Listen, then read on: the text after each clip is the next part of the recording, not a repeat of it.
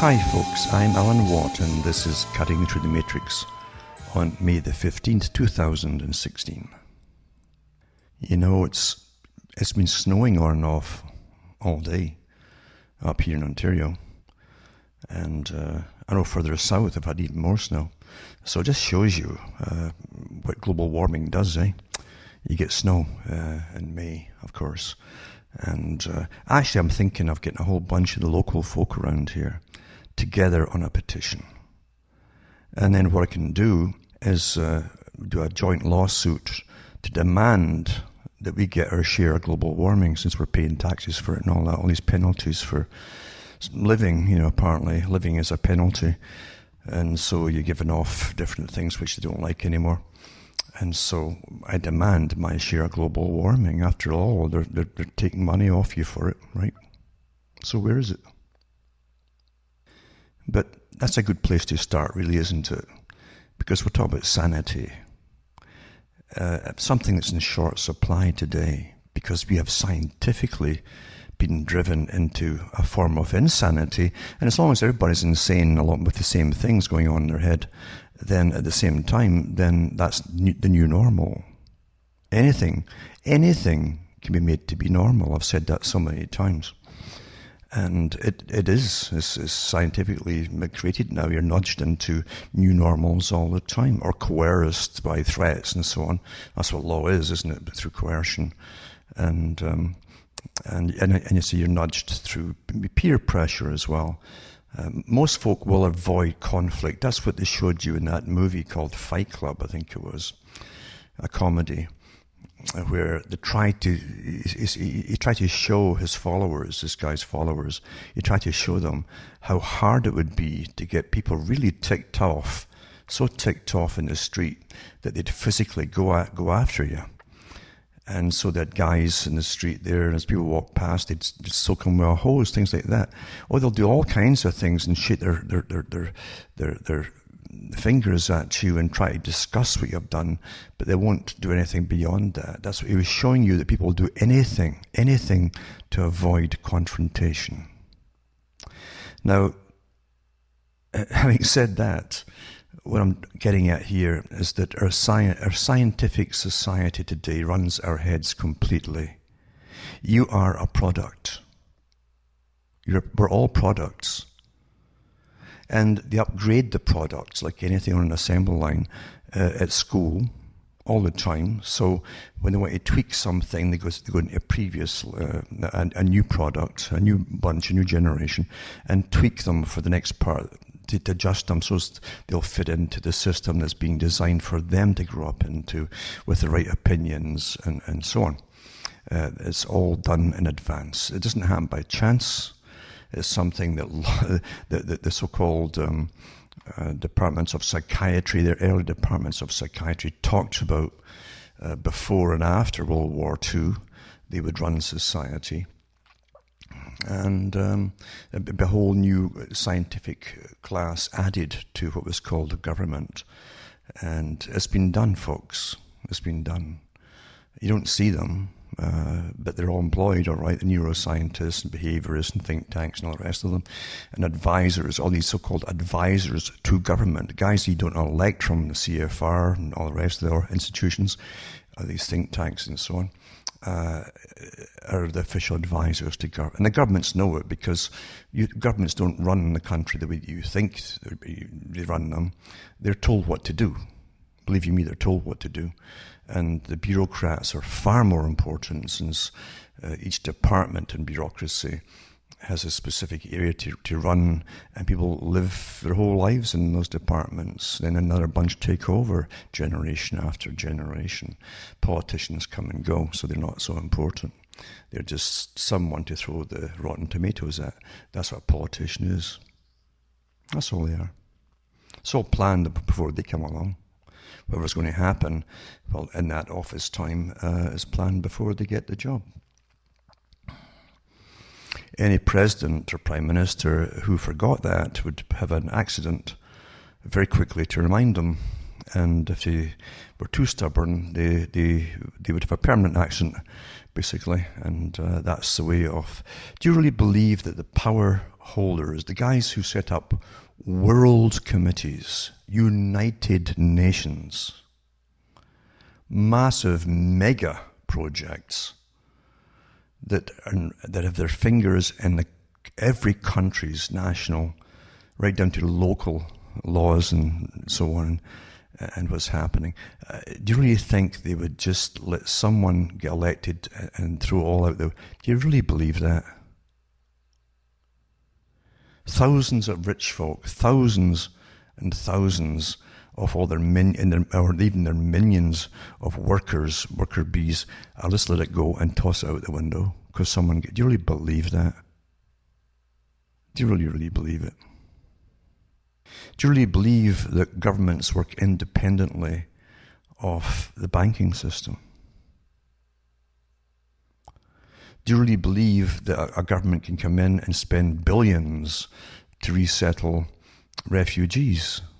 When you're already broke, supposedly, they can just borrow money from the great abyss out there, the big abyss, the borrowing abyss, and add it to them when you can't pay off the last lot. And your banks are ready to go into receivership, basically. Do you really think that governments can do what they want? Do you really believe it's them that's doing it?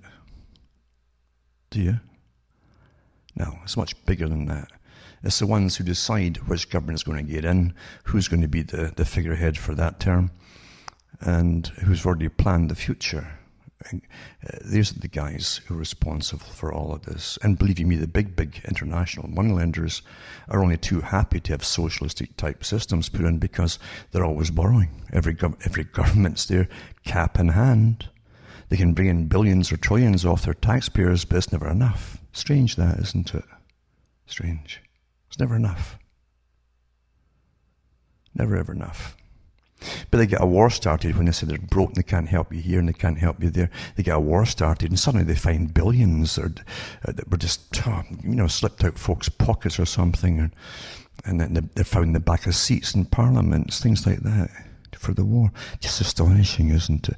Do you realise we're treated worse than babies are, folks? Do you realise that? This is worse than being humoured as some senile old fool or some totally ignorant little child that can't even put words together yet. This is ridiculous, the way we're treated. Isn't it, really? And you've got all these massive plays going on. I call them plays, like a stage play, going on all the time to reinforce the BS that this is all real. And on-the-spot reporting and all these investigative journalism rubbish. Huh? To me, you think this all real?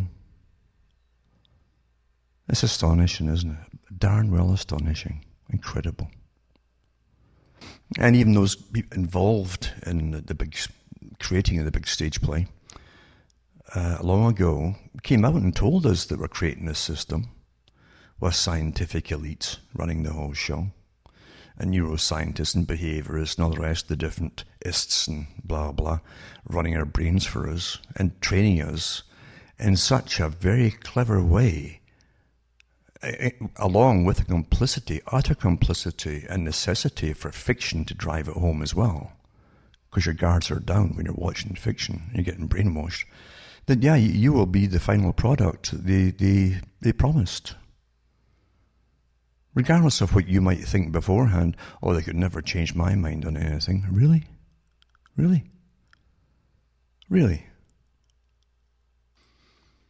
Yeah, Aldous Huxley talked about it quite openly when he was pressed, quite openly, about the kind of world that was planned to come in. He talked about what they knew back then, back in the 50s and 60s, and the experimentation they've been doing quietly all along then too. He was in Tavistock. He was associated with Tavistock Institute, basically on behaviour modification, where they used mental patients at the time in Britain, and other in universities too across the world that were into basically again behaviour modification and ways which patients would even know they were getting modified. That's the best way, isn't it?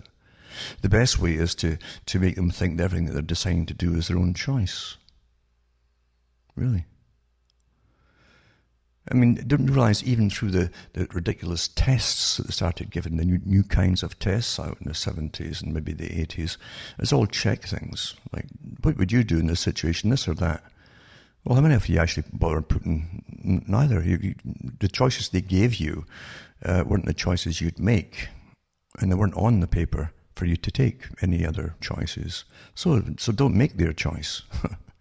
Because it's all that's available. Just use their choice. It's all they're giving us. Really? That means that you can go along with any choice government and its many, many myriad of agencies, most of which you've never heard of, by the way, and don't know exist. They're completely in charge all the time. These aren't the low-level bureaucrats you're maybe going to bump into once in a while. No way. No way at all.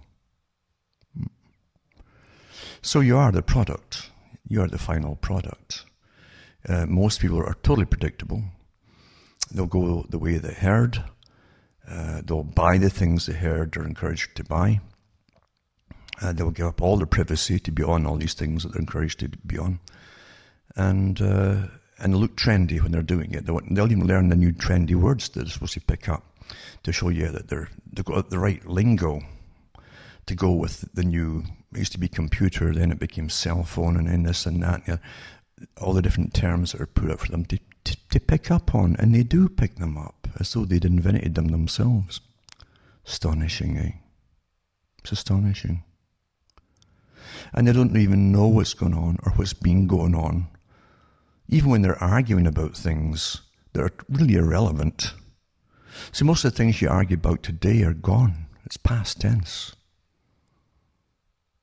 People in the US argue about America.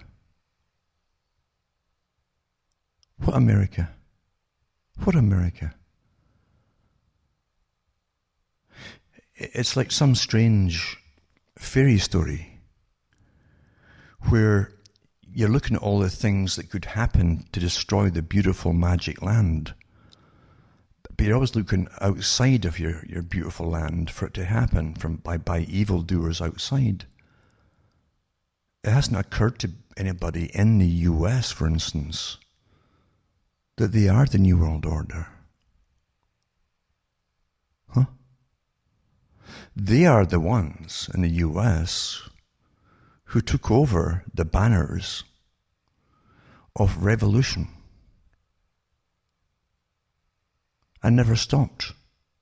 So now they're throwing normalities out the window all the time, right down to bathrooms, and who can use those bathrooms. And they do this with a fervour and an angst. You'd be scared to be in the same room as them as they battle this out. Madness. Utter madness. Now, madness is what you get when you've strained the limits of credulity and sanity. You see, and I've done talks about this before, years ago, a culture that was natural did not need a massive police force anywhere. Everybody inside that culture knew the basic rules. They learned very quickly. There weren't a lot to learn, including the children. Very quickly you learned those basic rules.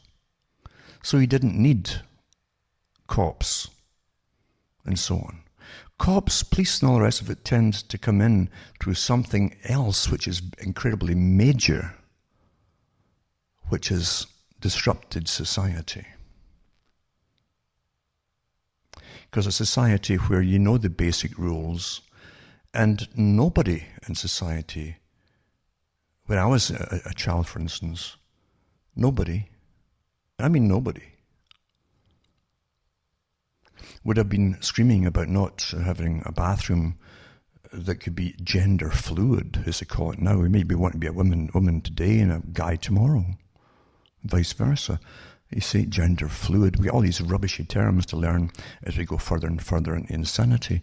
And people are fighting about as though it's the most important thing in the planet. As folk are dying off with diseases across the planet. As folk are being abused across the planet because they can't afford the meds to treat the diseases that are getting shoved out there. Never mind the poisoned foods you're all eating. It's more chemicals than actual protein. And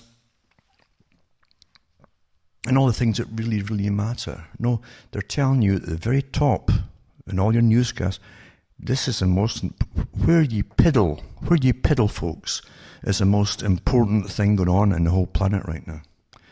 As you talk about the superpowers are regaining their atomic weapon, oh my God, no, worry about where you piddle, where you want to pee.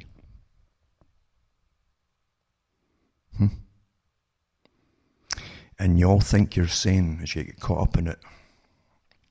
Who put the trap out there? Who shoveled you into it? Yourself. You shoveled yourself into it. There's only one sanity. It's quite simple. Something that's pushing against it wants, listen to this, it's awfully important in mind control, they want a form of insanity. You understand? It's quite simple. Now, a few years ago I mentioned about the most important thing they were shoving out there from the US again, the country of revolution, of liberal, ultimate rights for everybody. This is where you end up with it. It was from the States that was dishing out the cash through the IMF to different countries for loans and so on across the world. At the top of the loan list, I mentioned, I read it before umpteen times. At that time, was that the countries that receive these loans now must start making it safe for homosexuals. Like that was the most important thing on the planet then. And now you're down to them fighting over bathrooms and such. All from the country of revolution. And because that is from themselves, they're terrified of things that might happen from countries outside of themselves. They don't have the ability to look at themselves and say, where's this all coming from? Who's forcing this on the world? No, it's not all the old jabber stuff, nonsense of the party of communism that you had during the Soviet era. It's a new type of thing, you see. It's a revamped space age communism, more advanced than the old kind, because this communism goes all the way to total mind control advocated by governments that are all signed on to it. Yeah. And the public, who are the objects of the brainwashing, are the last to even try and figure that out. Very few will. Isn't that something? Isn't that something? See, you're not allowed to have different opinions anymore. Sanity is the thing they're after. They want to exterminate sanity. So be very careful when you speak. They might realize you're sane. Ah, my God, the person's sane. Get them. Get them right away. Yeah. The person knows what's going on. Like one of these movies, and you can see the aliens. Most folk can't see them. But you get the special glasses, you can see the aliens running everything. They live. You're there, folks. You've been monitored since you were born in ways you haven't even got a clue about. Not a clue. They've got the whole history, by the way. Right down to third world countries. They've all got the same histories of the genealogies of your family lineages. They know what you're liable to get genetically as a disease down the road. They know all this stuff. They can count on it, in fact, pretty well. And not only that, they can actually encourage a lot of it too by knowing what this particular disease needs to get kicked off. Quite simple, isn't it?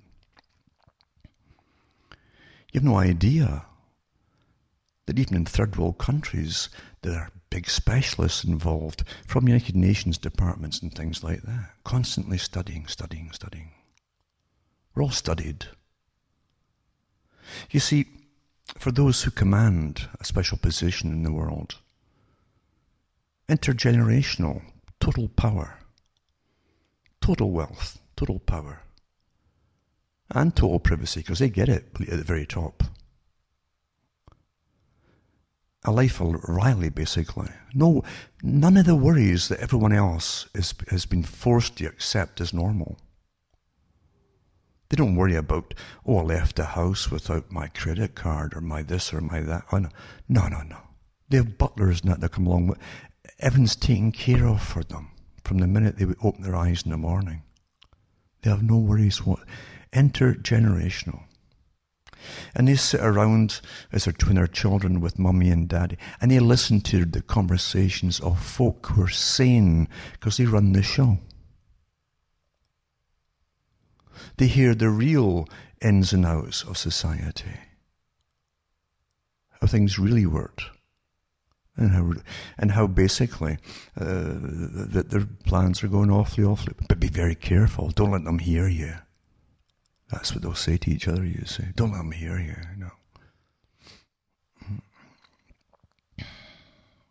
That's the real world, though. I mean, here's an article here from a free country, like Canada. Again, attached to this revolution, you see.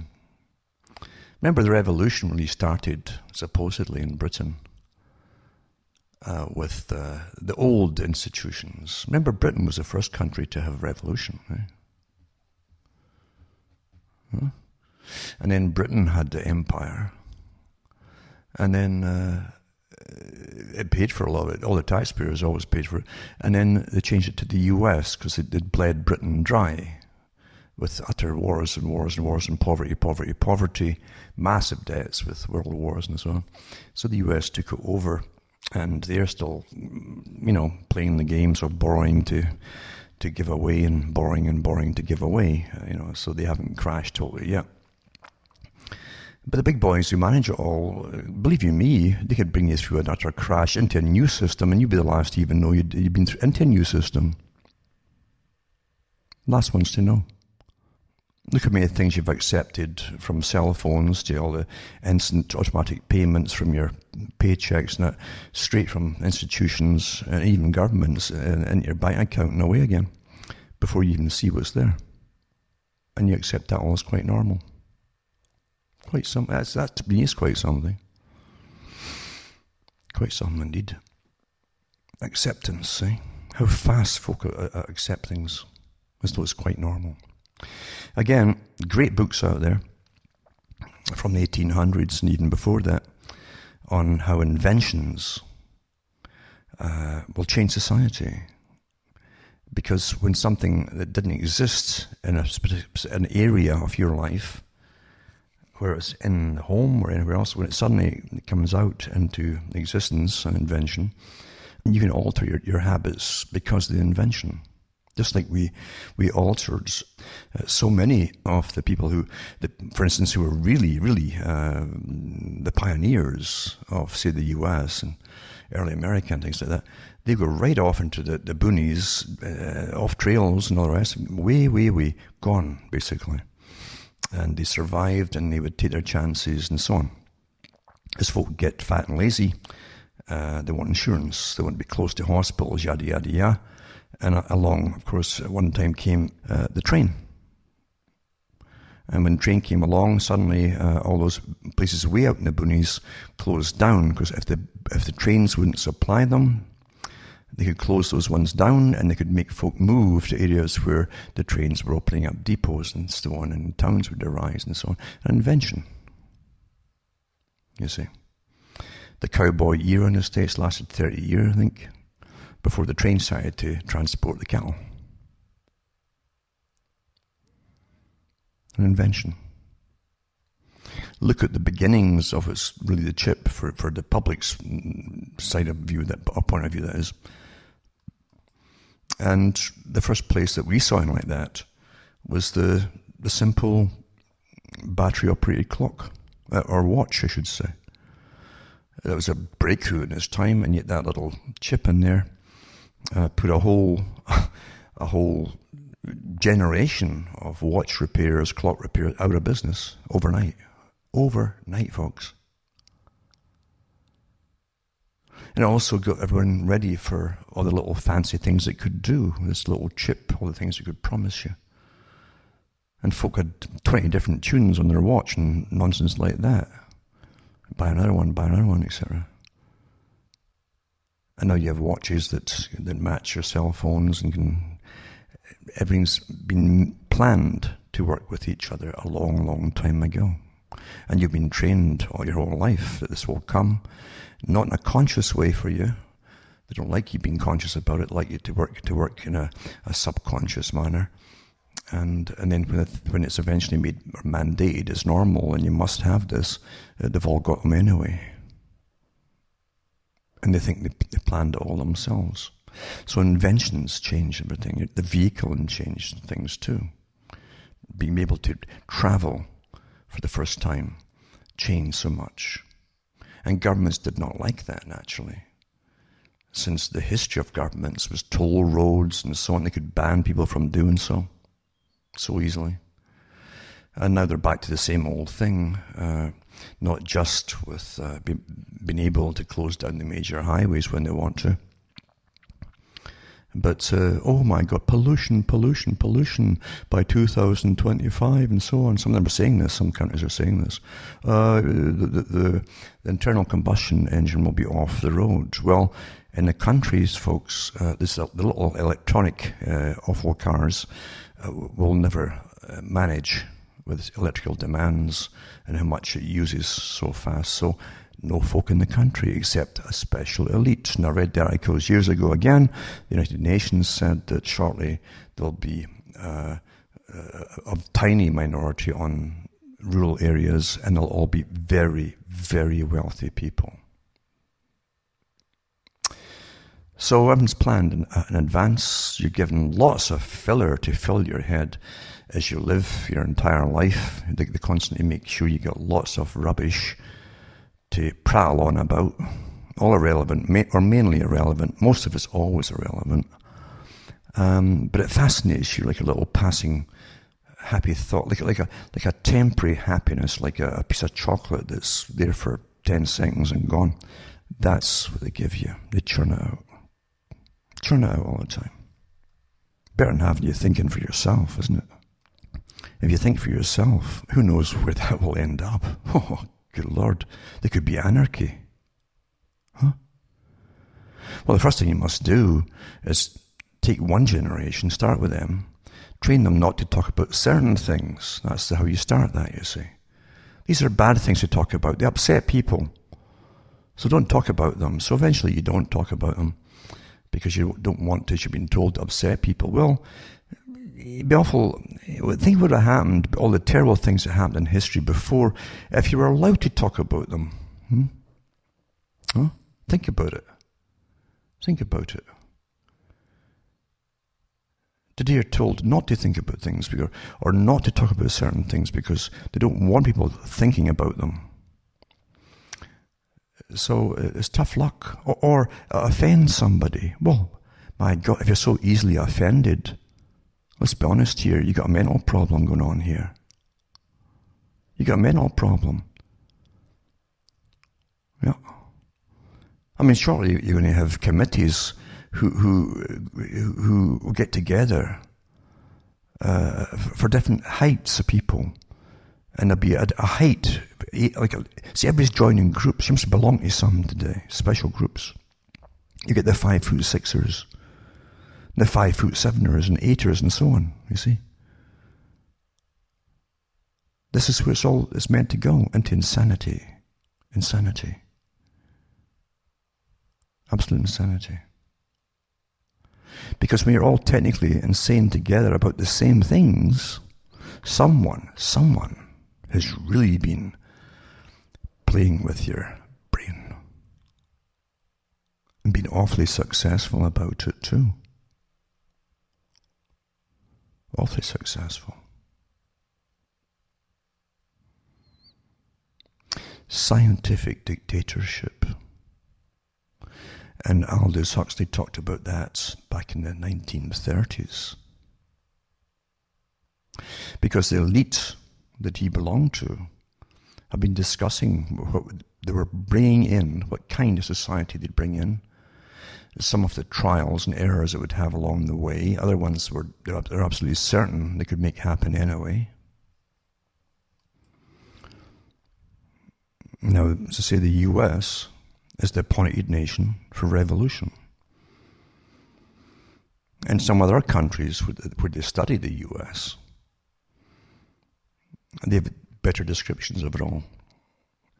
And they go into a whole diatribe about liberty and liberalism.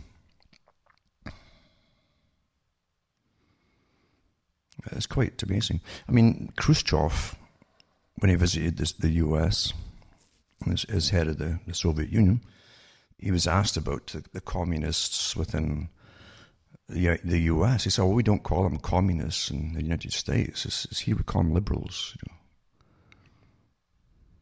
Quite open, quite straightforward.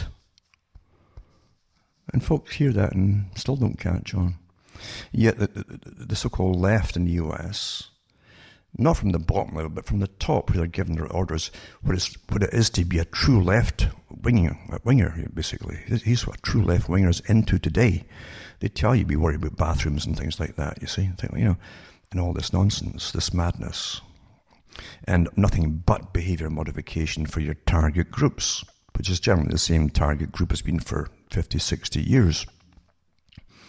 And that target group has become less and less vocal as they're not allowed to speak back about things. It's quite interesting to sit and watch it. Behavior modification. Behavior modification. Constant from where? From the US. And if you want a loan from the US, they'll tell you that. Hey, you better start pushing these things at the top of the tree here if you want this loan. And you wonder where it's supposed to end up. See, when I was small, we used to argue or talk and discuss deeply things that mattered to everybody. Essential things like, well, can we get enough food?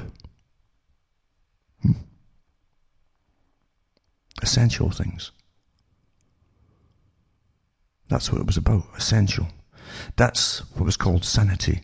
When you're into the form of insanity, then the real mind benders, the ones at the very top who want to go all the way until you're 180 degrees from where you started, then they're really in control, you see. Truly in control. And everything around them, even what appears to be opposition at times, is all part of the big pantomime. That's what it is.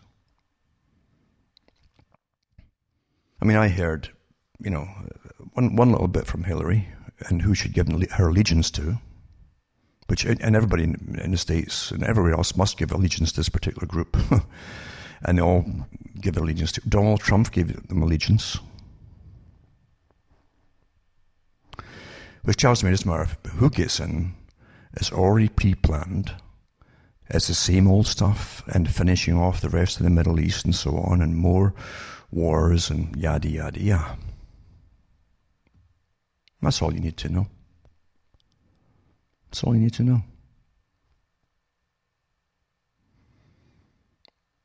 The same agenda that was disclosed in the 90s is continuing until all those countries on that list get wiped out. That's a must be, obviously, for the big boys that really run the world. Obviously. And guess who pays for it all afterwards? Not the corporations end up with all the trophies, but you do, you see. That's what you're here for. Now, re-education, of course, was all part of the Soviet system too. If someone wasn't quite pro-Soviets, they'd bring you in and train you until you were. If you couldn't make it, you simply, had an accident, you just disappeared, whatever. Didn't matter. Nobody would ask because they were terrified to ask what happened to you. But one way or another, you were not going to go around with the same opinions as you had before.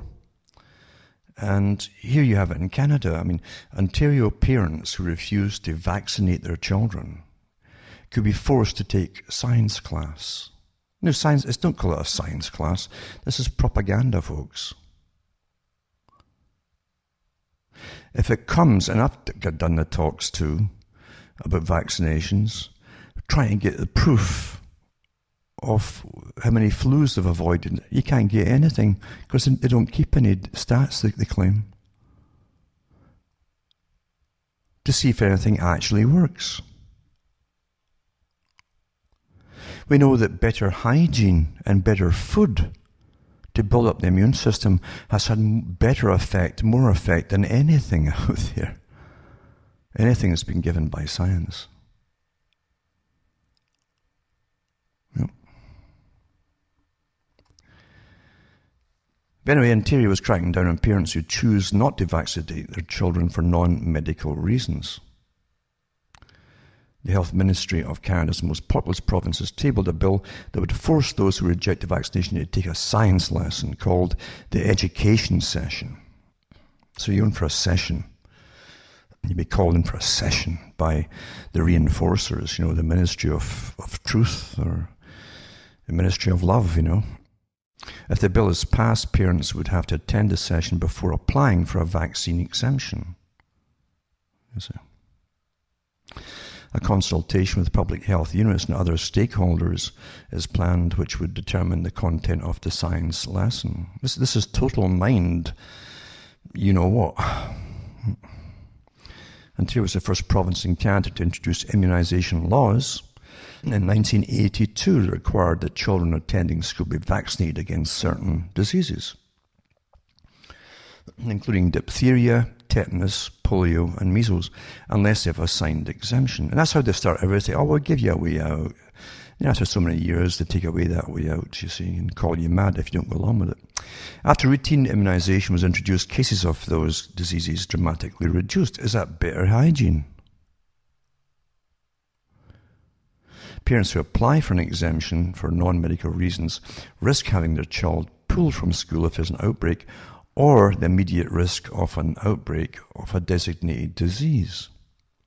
Now, it goes against all reasoning, because if you are in university and you haven't had an inoculation for something, and everybody else has, then supposedly the ones who've had it are perfectly safe if it's a real outbreak. So why are they targeting the person who hasn't had the inoculation? As though they're the ultimate risk, the evil here. When you can't get logic, there's some con game going on, folks. That's always been the test bed. You must get logic, rationality, and logic, and the proof of things, the data. A proposed bill follows suspension of nearly 600 high school students who failed to provide their immunization record as part of Health Minister Eric Hoskin's proposed new 5-year strategy. Oh, we're getting 5-year strategies and 10-year, 50-year plans like the communist system. Yeah. Anyway, it's called Immunization 2020, which will also launch an online tool. So once again, that great internet that's meant to keep track, trace, and the whole bit is going to help parents keep track of their vaccination schedule. And it will prompt you when you start forgetting. Don't forget, you have to get these needles stuck in you next month. Okay? So this is your part of your propaganda tool here. But it's just not. I've read the articles before. There were top ones written by scientists saying, where's the proof that this particular flu shot worked? Etc., etc., etc. From the authorities themselves. So there you go. There's your free society, So you're forced to a science class. I guess if you keep using the same old bathroom and you don't listen to all this nonsense of, they'll force you to take a science class as well. Think it'll stop this there? Of course it won't. Whenever authority butts in and starts telling you by force of law something, it never stops at the one thing they started with. Believe you me.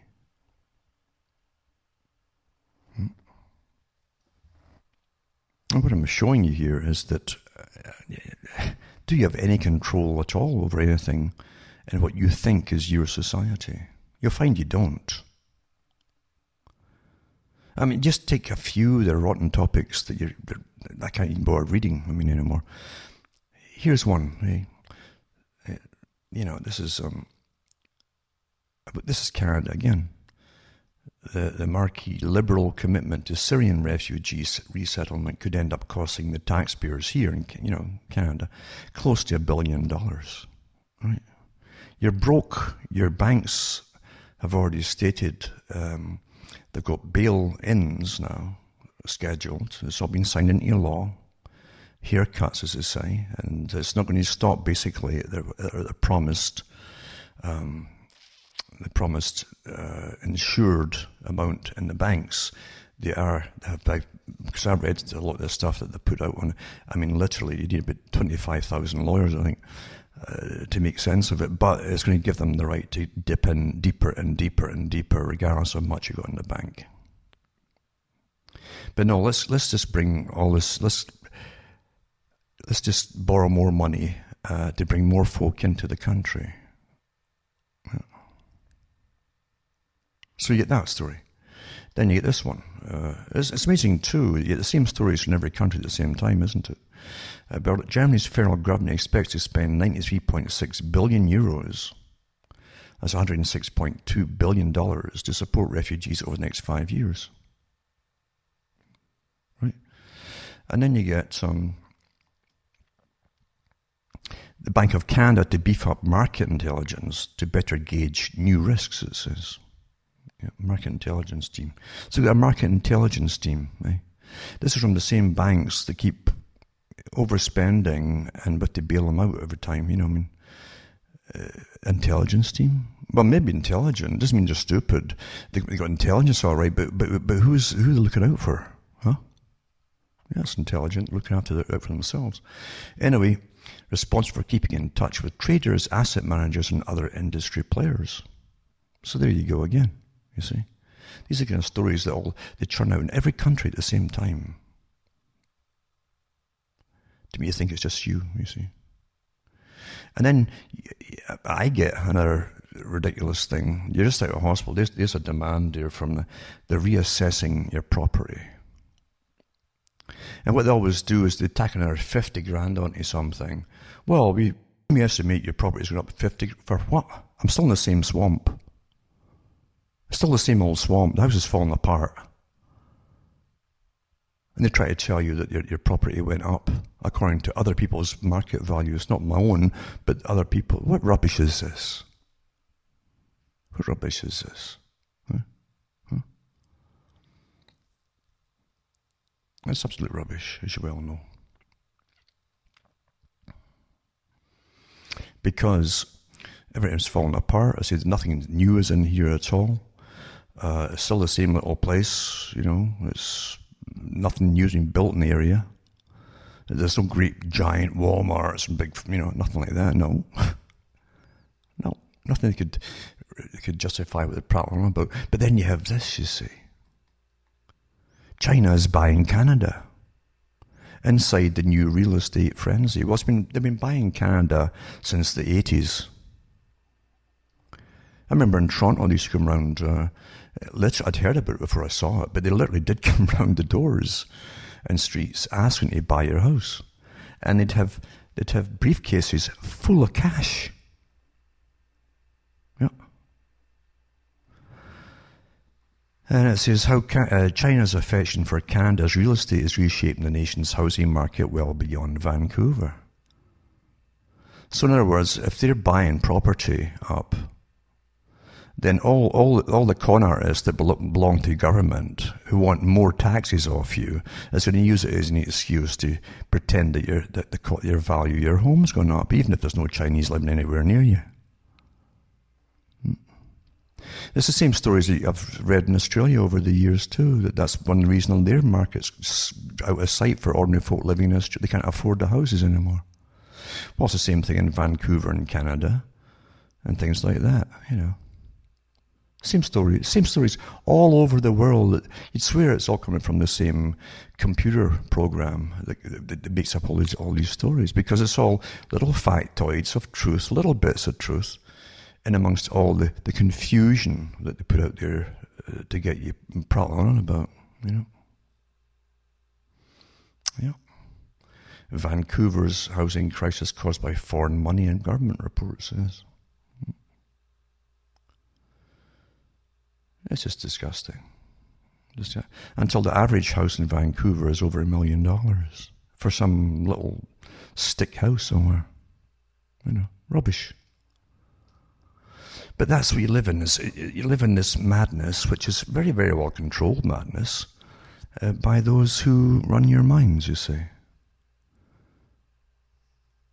And most folk, because they've studied us so well, are egocentric and egocentric. We'll do the things we like to do, but we'll shy away from the things which we don't like to do.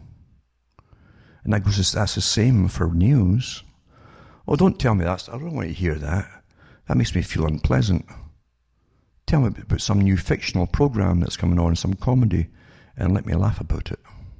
That's the choices that people have today.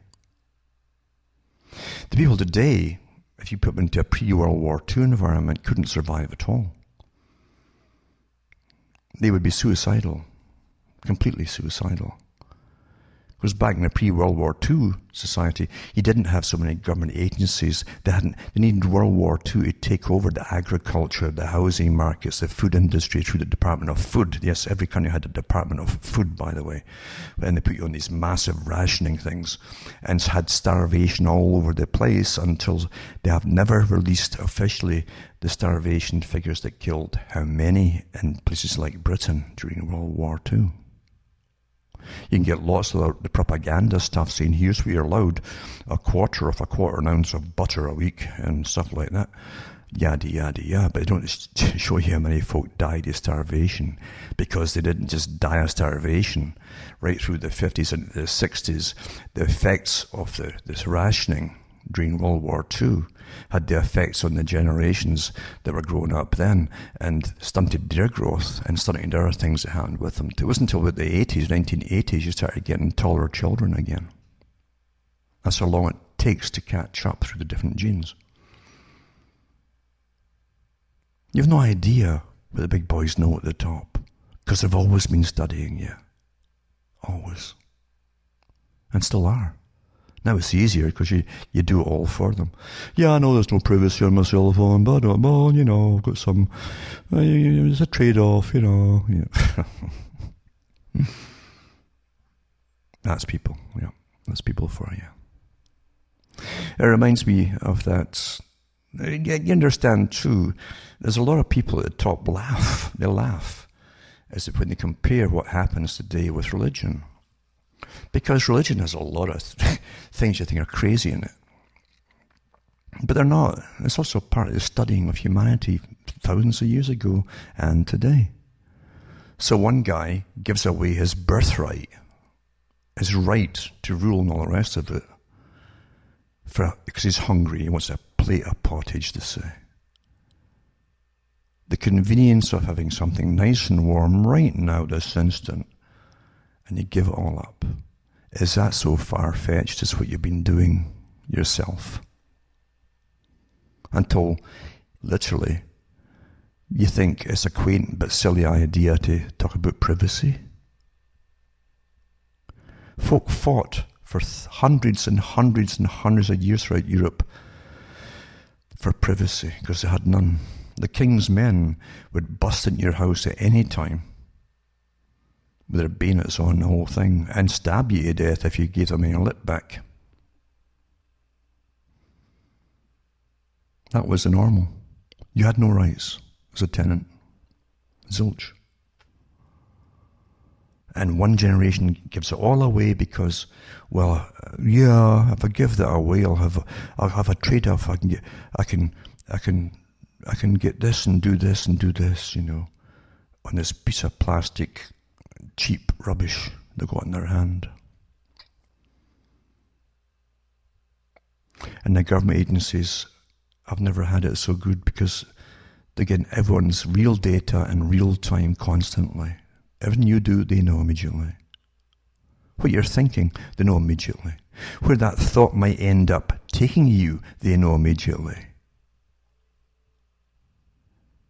See, in a complete totalitarian system, everyone must be completely predictable.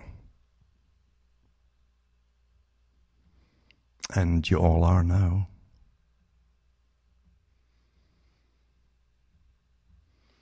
Now, I didn't mean to go off on this little rant tonight. In fact, I was on the phone earlier. Now, I can't talk long because my voice goes after that awful thing that happened not long ago there, and it's still healing, so I've got to be careful how long I talk, things like that, because my voice starts to go.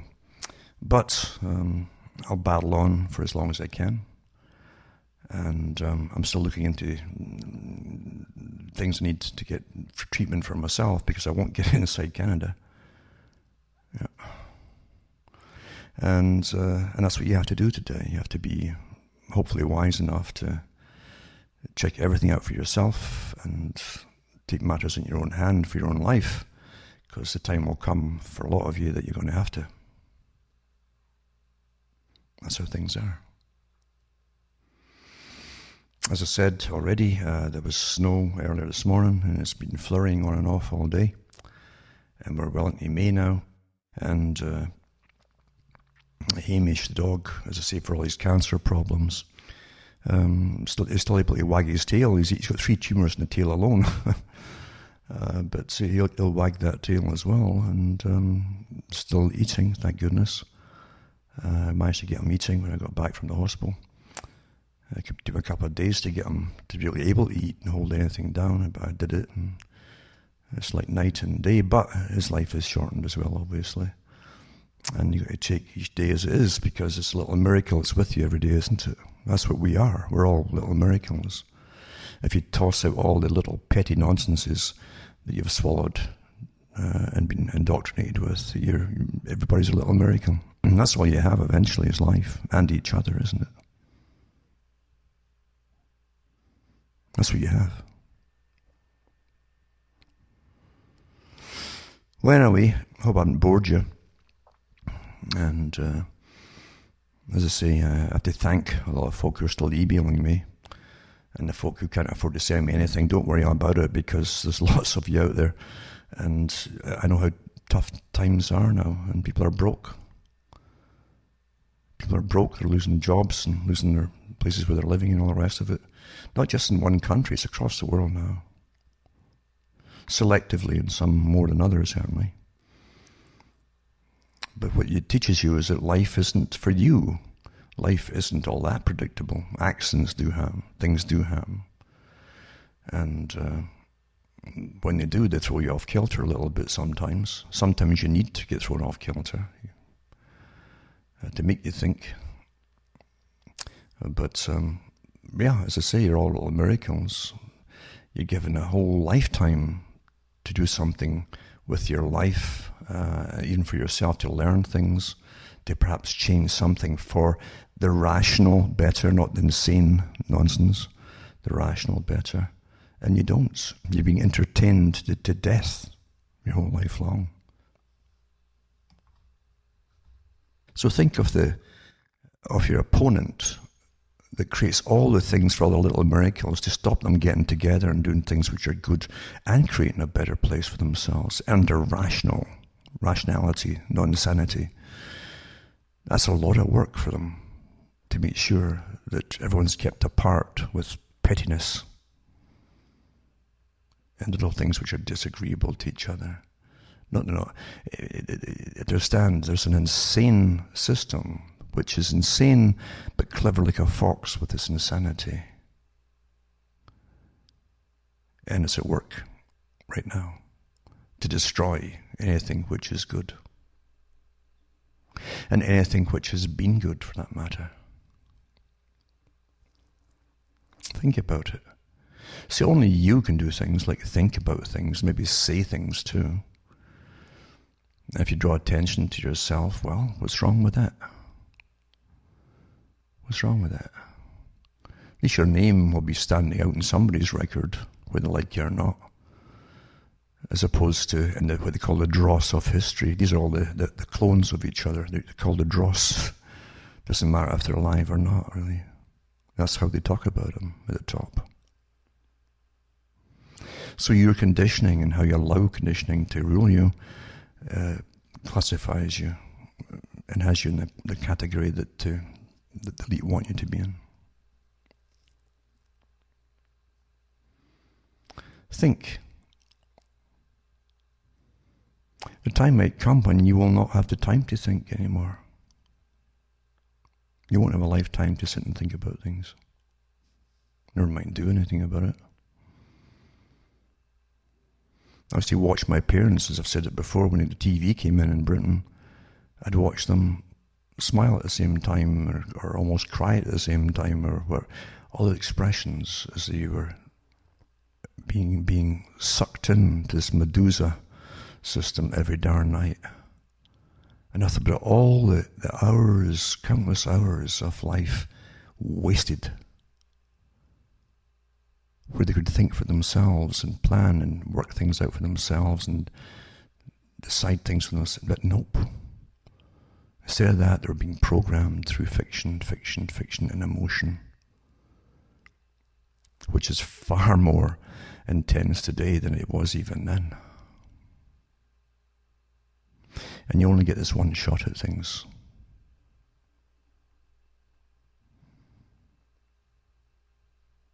You only get one shot here. That's what living is. Well, anyway, rather than preach, I'm going to preach anyway, so I'll leave that to the fake guys out there to do the preaching to you. So from Hamish and myself from Ontario, Canada, where another week has gone in, then it's good night to me. Your God or your gods go with you.